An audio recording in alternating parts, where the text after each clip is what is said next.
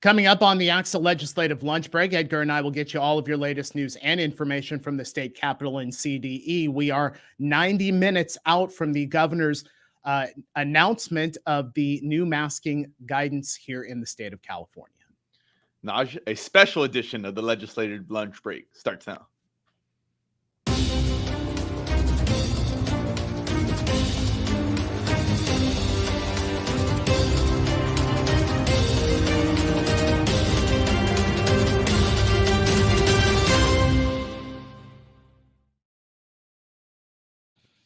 And we welcome you here on a Monday to a special edition of the ACSA Legislative Lunch Break, along with Edgar Zazwata, ACSA Senior Director of Policy and Governmental Relations. I'm Naj Halakan, ACSA Senior Director of Marketing and Communications. Welcome. Thank you so much for being with us today. Go ahead and jump onto our chat. Say hello. Start putting your questions in right now because we know you're going to have them. Edgar, it's been an eventful morning here in Sacramento. A little bit. I know you don't always admit this, but I think we were just talking backstage with Michael, our executive producer. I think you folks as former news people, days like this get your juices flowing, right? You know, you like when there's a little bit of news and us to be able to break it, right? So yes, it's been a busy morning. We're trying to follow everything happening, get information out to our members. So happy to try to answer some questions today. Yeah, absolutely. I want to say hello to Mark, Dave Klein, Adam Bailey, Barbara Nemko is with us. Let's go ahead and get you right to the information. Of course, we had the announcement from the governor about 90 minutes ago on the new masking guidance. Let's go ahead and bring you the details of it. School masking mandate expires at the end of the day, March 11th. Effective when students arrive March 14th. Local county health departments still have discretion. We'll get to that in just a moment. No distinction between vaccinated and unvaccinated students at this point. You can expect some subsequent Cal OSHA changes. And this announcement was in coordination with the states of Washington and Oregon. And Edgar, I will add to that. So many of these densely populated states are making changes to their school masking guidance almost in unison. Over the weekend, we had the state of New York announcing the statewide order requiring indoor mask use in schools would be lifted on Wednesday. From this story from WNBC, students and teachers returning from midwinter break on Monday are guaranteed at least 2 more days of face covering in the classroom until the statewide order lifts on Wednesday. Okay, Edgar, we've got all of those details right there. Your initial thoughts? Yeah. So, we don't always do this, but I'm going to take a step back and maybe give a little bit of credit to the administration here for a couple reasons. One, they've been getting a ton of feedback, and I know this message is going to be received differently in particular communities, but I do think we should acknowledge they're trying to strike a delicate balance here of one, hearing all of the feedback that we've been seeing on our show and in all of our other meetings and offerings for weeks about just what the situation is in some communities. And we get that in some communities, that there's a thought that even tomorrow is hard to continue the mask mandate. So the fact that it's going to the 11th may still be challenging. With that said, I think just as I look at the chat on some of the questions that we're going to try to answer today, over the next few days, I think this is a reason to why maybe there does need to be a little bit of a grace period here before we fully socialize this, right? We need to figure out, do we have all the subsequent changes when it comes to staffing and Cal OSHA, and how do these other pieces fit together? I will say that this was also objective of some of our partners in labor and whatnot, that if and when there was a decision, that there was at least a little bit of time to at least prepare our communities for the eventual change. I know, but we've been working hard this morning on just trying to stay ahead of the news, trying to give some heads up to some of our folks, because as we've been saying all day long, our leaders here, it's our school leaders who obviously take the brunt of it. The news comes from Sacramento. You folks are the ones who get the questions and then have to figure out where do I go next. So, I will say that here in our next half hour, we're gonna try to do what we can, but this will be obviously a big topic of conversation here this week on Wednesday in some of our other meetings. I know Dr. Galley's speaking at 1:00, which we'll try not to step all over him as well. But yeah, we'll do our best. Hey, he's not here on the show. We can step on his shoes all we want. I just want to let you know, Angela, Marie, Paula, and Amy, we did see your questions in the chat. We'll try and address those as we move forward because there are some important subjects that we want to discuss with that. Let me go ahead and give you Governor Newsom's statement that was part of this release that came out around 11 o'clock or so. This from Governor Newsom, quote, California continues to adjust our policies based on the latest data and science, applying what we've learned over the past 2 years to guide our response to the pandemic. Masks are an effective tool to minimize spread of the virus and future variants, especially when transmission rates are high. We cannot predict the future of the virus, but we are better preparing for it. And we'll continue to take measures rooted in science to keep California moving forward. Edgar, I do want to ask you, because you talked about school administrators are the ones who are going to have to be implementing this new guidance come on the 14th.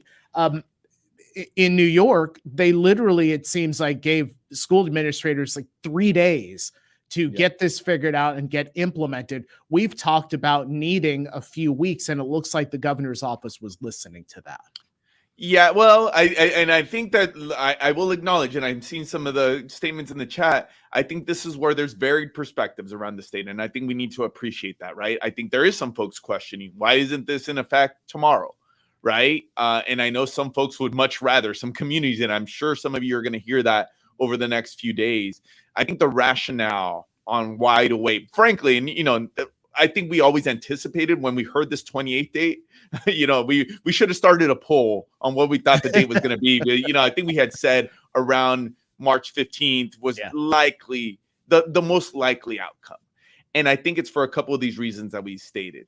One, some of these rules, there's some subsequent things that need to be ironed out. Cal OSHA, which we'll talk about in just 1 second. We need to get those rules straight.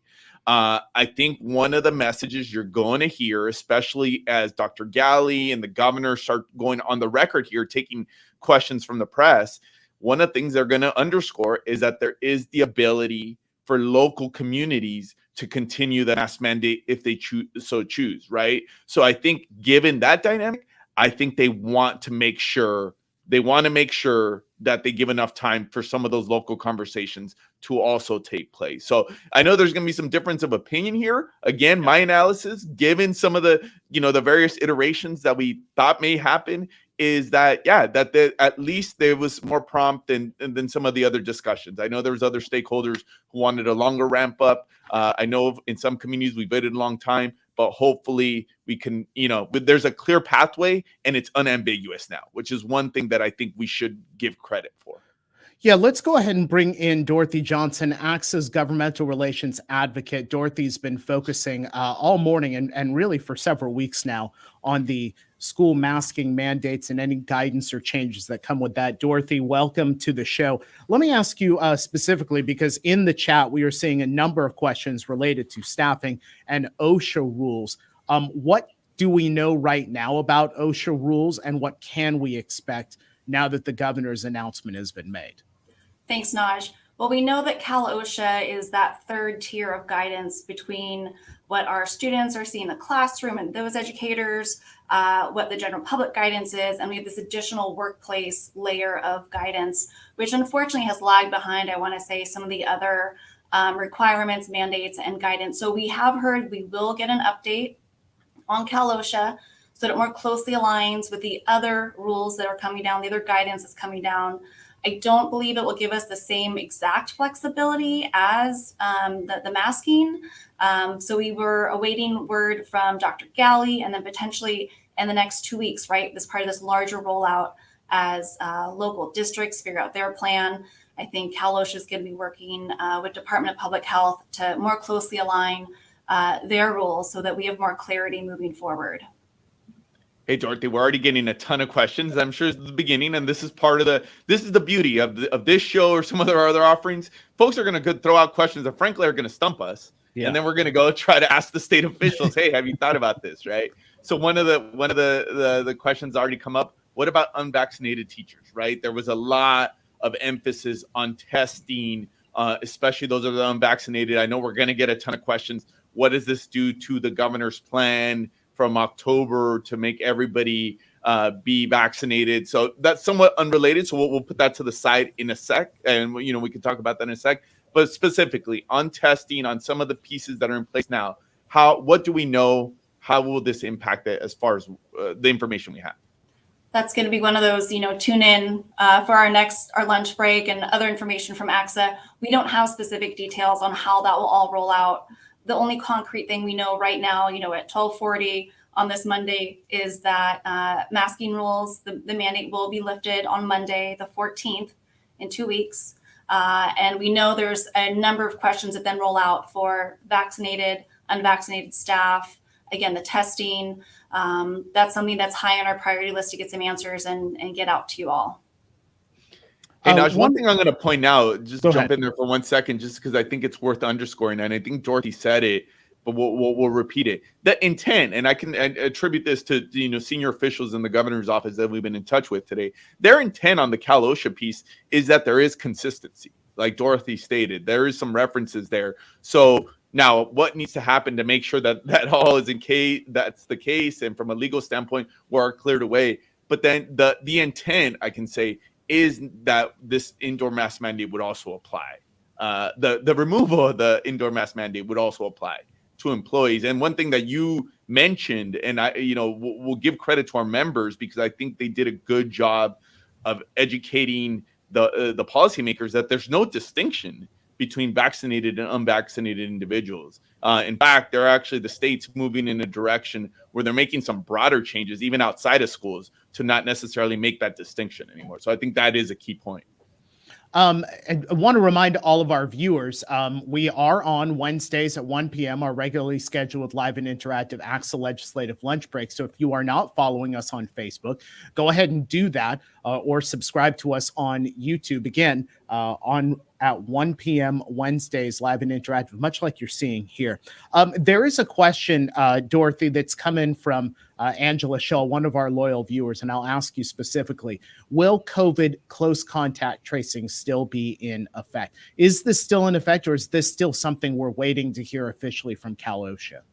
Again, well, for both our classroom setting and also our workplace setting, waiting for more details there. So we had emergency temporary standards that were set in January to extend all the way through March 31st. What we're hearing initially is that an earlier date will be issued to possibly change not only, the masking requirements, but also potentially some of the guidance on quarantine and isolation. But no concrete details at this time. Hey, Edgar, let me just read to you a quote that's come from the California Teachers Association, their statement, because that's going to lead into my next question for you. This is from President E. Toby Boyd, and I'm just going to pull out a couple of pieces from this. A quote, simply put, while some students are ready to immediately remove their masks, others remain very afraid. We urge local school districts to continue to work with educators and families and to act cautiously while prioritizing the safety of students, educators, and their families. And then he goes on to say, quote, change is never easy, and today's announcement is bound to disrupt and destabilize some school communities. As we transition to the next phase of living with COVID-19, we must go forward with respect, understanding, and care for each other. Okay, so that is from President E. Toby Boyd, and he said something specifically about transition. And I want to ask you about transition respective to collective bargaining and how the governor's new mandate or the lifting of the masking mandate will impact collective bargaining in some of our school communities. Yeah, and I think that what you hear from the president at CTA, from Toby Boyd, in terms of it's a very carefully worded message, right? They're trying to strike a balance in terms of saying, okay, we acknowledge what the state is doing. We also know that this is going to be met differently in certain communities. But here's what I think the underscore piece and the underlying message is that this now shifts to the local level. That even though there's no longer a state mandate, that this can look differently in certain communities. To your point, Naj, there is some LEAs, there's already some districts out there that had collective bargaining agreements that said they're going to keep mask mandates for the remainder of the year. I think and we'll probably hear this in the 1 o'clock press conference from Dr. Galley and other administrative officials, that nothing that they're doing today is intended to get in the way of collectively bargained agreements. So in order for districts to move, let's say you are, and LA Unified is a case in point. I think the LA Times is making note of this in some of their reporting here after the 11 o'clock announcement. I believe they have an agreement with their teachers union that runs through the end of the school year. In order for them to make a change, they would have to go back to the bargaining table and renegotiate that. So that is a key piece in other districts that may have already put forth agreements around the length of having masks in the classroom, irrespective of the state mandate. Yeah, and part of that question came from Ty Bryson, asking specifically about collective bargaining. Ty from Region 9. I'm going through some of the other questions here in the chat. Give me just a moment here. I saw one that came from Heather Pilgrim, and I'll have either of you jump in on this. Is it recommended that school boards pass a resolution on their stance? Either way this goes. I'll throw that to either of you. Anything related to school boards passing a resolution on their own?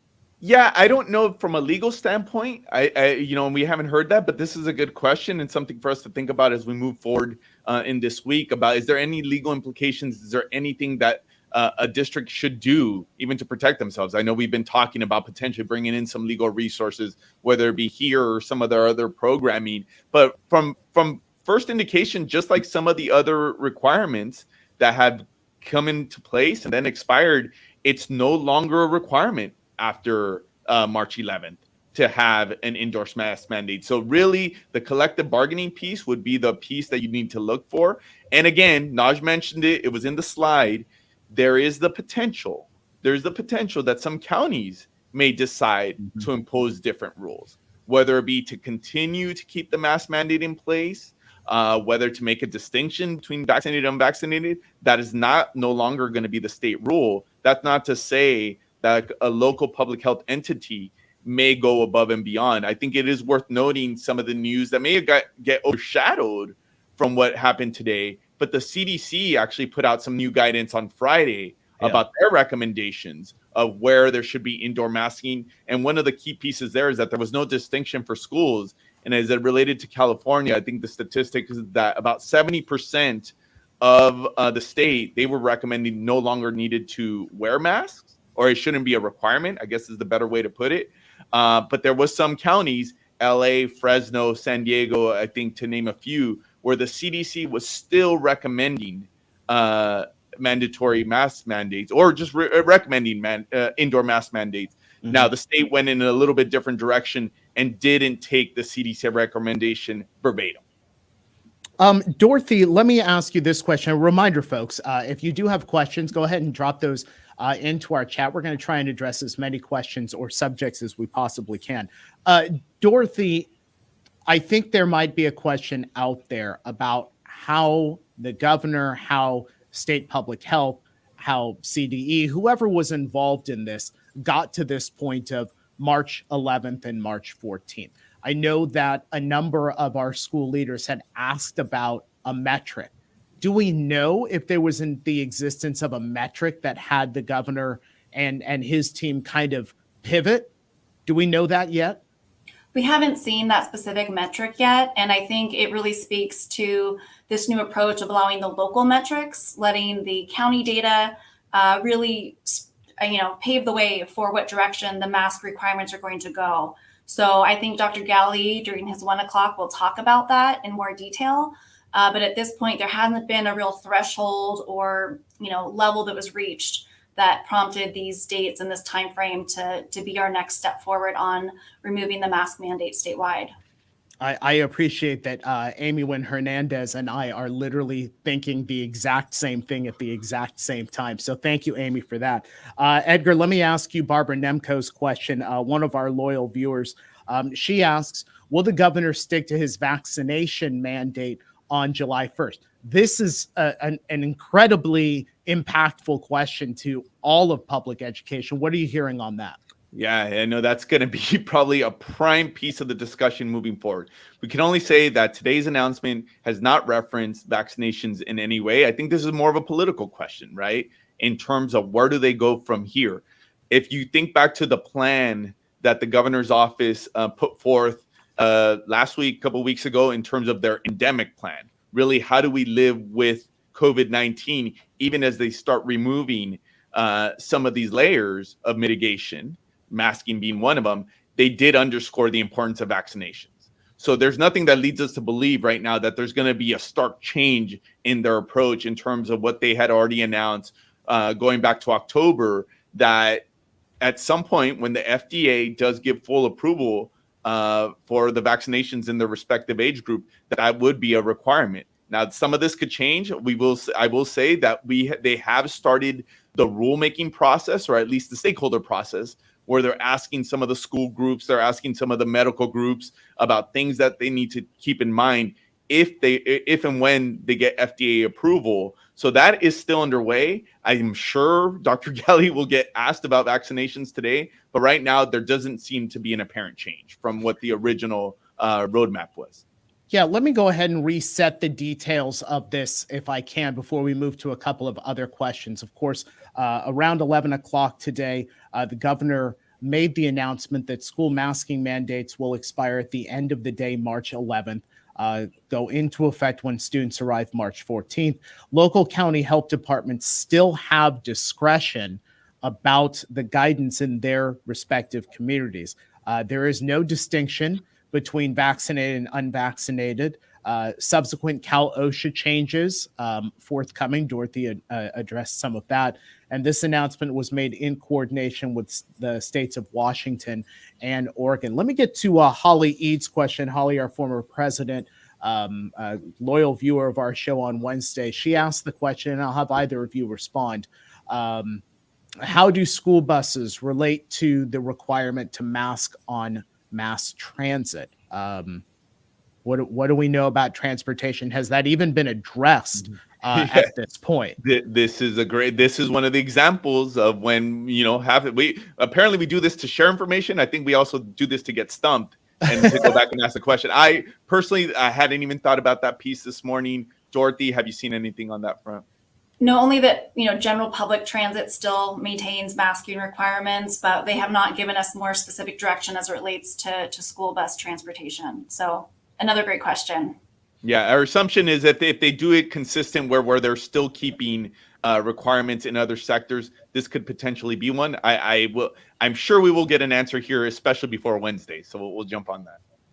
You know what? Jennifer asks a question here, and I just want to make sure that I refer specifically to the details because the details say effective March 14th, which would be when students return. But she asked specifically about activities on Saturday and Sunday. Because this lifts on end of day on the 11th, I would assume that that does also count for the mandate is gone on the 12th. That I think that's an important distinction. The mandate is their intent. We'll wait for the executive order, but it's at the end of the day on March 11th. So I think the intent there was that students should be masked until that last school day on the March 11th. But the 12th, if you're having activities on campuses that 12th, the intent there is that there's no longer a mask mandate. So the 14th is really the first school day, the traditional school day, where the masking requirement would not be in place. Let me refer to Todd's question because this is something, Edgar, that we've been talking about. And Dorothy, you've been on so many of these superintendents' calls as well. Insurance companies have pushed back against districts that have made the masking voluntary before the decision was made here, before the announcement, saying that you may not have coverage now because of this decision that you've made. So as I get to Todd's question, any thoughts how legal or insurance providers would respond to the recommendation, quote, recommendation term? Again, Edgar, Dorothy, we've been on many calls over the last few weeks where this specific topic has been brought up, but this seems like something that hasn't been yet addressed as more details come out. Right. When I think it was a more, black and white, masks are a mandate, they're required. We did see a response from some insurers, informing that if school districts were going to no longer adhere to that, they may be in jeopardy of losing some of their liability coverage. But as we're now moving into this recommendation, we see that sliding scale at the state moving, required, strongly recommended. It's gray area. So we have not seen yet a response from insurance providers when we're now in this optional area. Again, the local county public health officers may have requirements in place that could play into it very easily. But another great question I hope to follow up on in a future lunch break. Let me get final thoughts here as we are up against the clock for Dr. Galley starting his 1 p.m. Event. Edgar, let me start with you. Your thoughts on all of this today. Yeah, as we reflect, and I think we're in the last day of February, right? So let's fast forward a couple days. 2 years ago, it's when all this started, especially on the school front, right? In the first week of March, when we had the early action from some of our school districts. I know we have the tendency here, especially in our world and for our members, because it's been such a difficult 2 years, is that we go from one challenge and what's the next one, right? So I think it's worthy to note this is a positive step, regardless of how we feel and whether local communities will decide to keep masks. The fact that now, both at the CDC and at the statewide level, the experts, the health experts, are at least giving that nod that things have improved to the point where we can take this step. That's not to say we've been down this road before, right? And I know everybody's worried about new variants and changes. And I think some of the roadmaps, I'm sure this is something that the state's going to talk about, that there's a mechanisms to pivot back. If case rates were to go back up, if there was a new variant, it's not, everybody shouldn't throw away their supply of masks because, there's a day where those may be needed. But I think it is worthy to point out that this is a positive step. And not only where we're at today, but where the state feels we're going to continue to go on this, never ending COVID journey. Yeah, I will ask you guys one other question. And don't forget, folks, if you like what you have seen, go ahead and follow us on Facebook. Go ahead and subscribe to us on Twitter. Let me give you 15 seconds, both of you, on this. With Dr. Galley scheduled to start in about 3 minutes, is there one particular thing that you're hoping to hear from Dr. Galley during his presentation? I'll give you just a short amount of time. Dorothy, let me start with you. I think it's clarity. I think we have these broad strokes of implementation, and for so many of our members, it's how do we actually carry this out? So any further guidance we can receive specific to implementing this over the next 2 weeks. And of course, Cal OSHA, that's going to be what I'm listening for. Edgar, and you?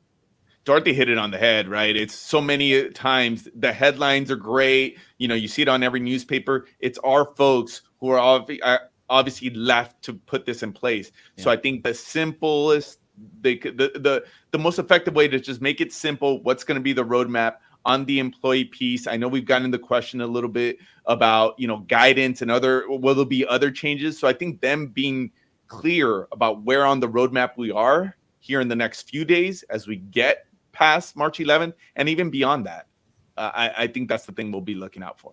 Yep, agreed. Dorothy, thank you so much for joining us today. Dorothy Johnson, ACSA Governmental Relations Advocate. Dorothy, your premier broadcast here on the Legislative Lunch Break. We've tried to be nice to you. We can't guarantee that next time. So thanks so much. Thank you. Edgar, we are working our way towards our Wednesday broadcast. We know that there are going to be more questions because we can expect some additional clarity from Dr. Galley. I would assume, Edgar, we're going to have a whole lot to talk about on Wednesday. I think, there's always a chance because there's other things going on in the world. But I think just given the magnitude of this announcement, I have to imagine we're going to dig in deeper. We'll bring in some resources, other guests to really help us clarify some of these points. I'm sure new questions will come up from here to Wednesday, but I encourage everybody to tune in. Yep, absolutely. Folks, thanks so much for being with us here on this special edition of the ACSA Legislative Lunch Break. Don't forget, we are live and interactive 1 p.m. Wednesday on ACSA Facebook and ACSA YouTube. Have a great rest of the day. We'll see you Wednesday.